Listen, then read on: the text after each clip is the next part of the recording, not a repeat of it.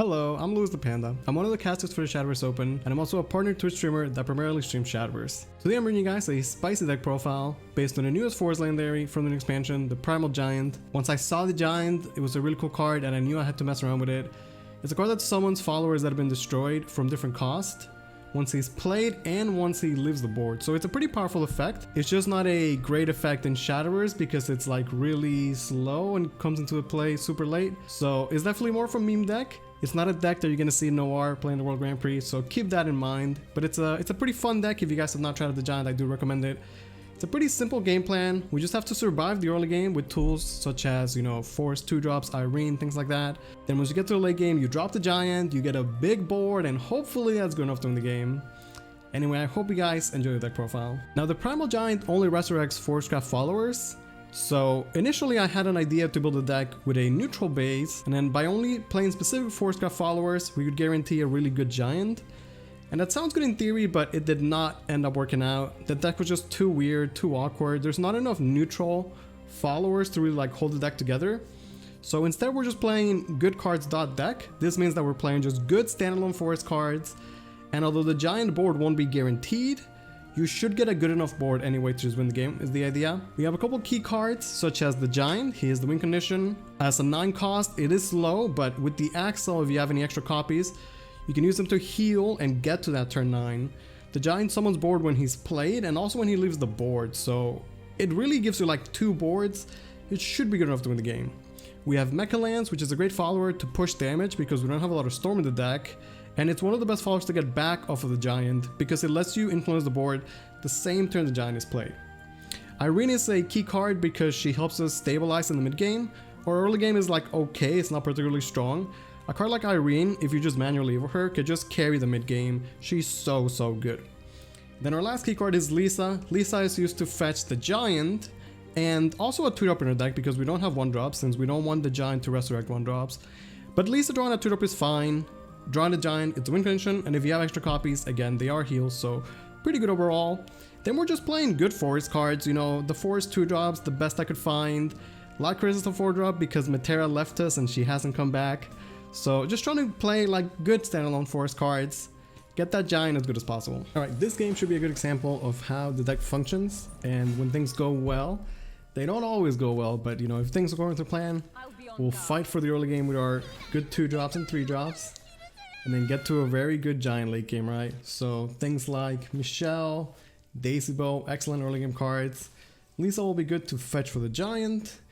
And in our deck we play Barrage, but it's actually pretty awkward to play because we don't have 1 cost like fairies, water fairy, things like that. So it can be a bit awkward, but sometimes you just need a good curve of 2-drops, 3-drops. See, playing against Natura Haven here, one of the better decks, if not the best deck at the moment, right? It's a good example of how the Giant can be used as a late game win condition, but a second Giant for heal could do a lot for us, right? Like I said before, we're just playing like good forest cards. Miracle of Love is still a fantastic card. A 3-2 rush in the early game is just so valuable. In a free trade over the Meowskers, allow us to not fall behind in the early game. The idea is that you don't take that much damage in the early game so that you can get to the turn 9 Giant, because the turn 9 Giant should be good enough to win the game. Going second is a good turn to play the Lisa. The Daisy Bows could have been okay, but we want to play the Lisa to guarantee we have a second Giant, since I do plan using 1 Giant for the heal. Not gonna use it here because it only heals for 2, and if I wait a little bit, we can get more value out of that heal. Daffodil will come out, and with the 0 cost tree and the evil effect, gets a pretty good play for Haven. But with Daisy Bows, in, you know, those evil turns, Daisy Bow is how we really get back on the board. My favorite play is Daisy Bow Irene, since you get 2 damage and then Irene Evo is super powerful. I didn't draw Irene this game, but Daisy Bow should be good enough. We do have to rely on a 50-50 to clear the Daffodil here, but if it missed, then I would have just barraged to ensure that it would have been answered. Luckily I get the right snipe, and because I play was left over, I will now use the Giant. It only gets 3 heal, but that's still pretty good. There's no guarantee that I would ever get an extra play point in the future. So I think using it is fine. You know, being at 20 life against a deck like Natura Haven in the mid game, I consider that to be a pretty big win. We also get Cedos here, which is, you know, pretty well statted follower, 5'7", Evo's into a 5/9, which is pretty good. Cetus can be amazing sometimes if there's no good answer to it. Sometimes you just play it and it dies instantly, right? But the main idea with Cetus is that if he has been destroyed, then once you play the Giant, you can get him back. And in the late game, when there's no Evos, like a 3/7 ward puts in so much work. So now we've survived the early game. I'm trying to just set up for the best Giant, but getting these followers like the Mecha Lance and Cetus to die. And then just survive till turn 9, you know, turn 9 comes in pretty late.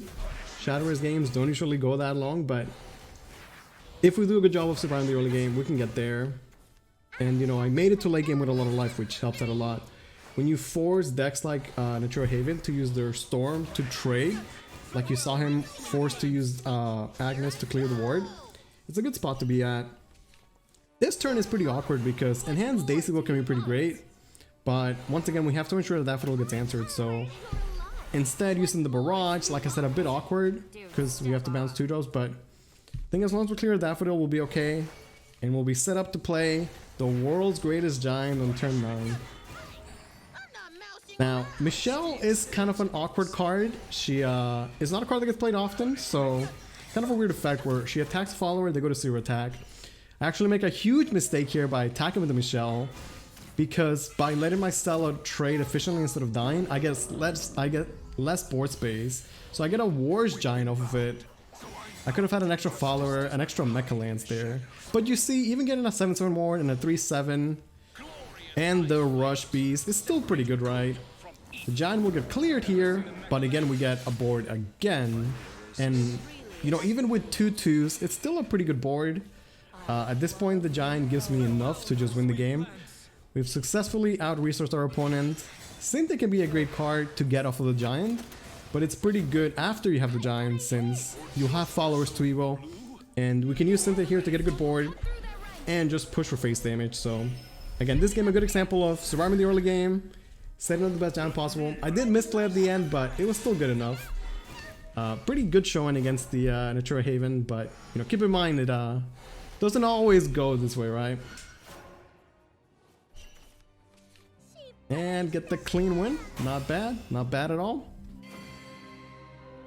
I hope you guys enjoyed that. If you want to watch more of me, follow me on Twitter, check out my Twitch channel. A quick shout out to Tempo Storm for doing amazing work in the Shadowverse community. Things like the meta snapshot, the buddy system, videos like this are all great.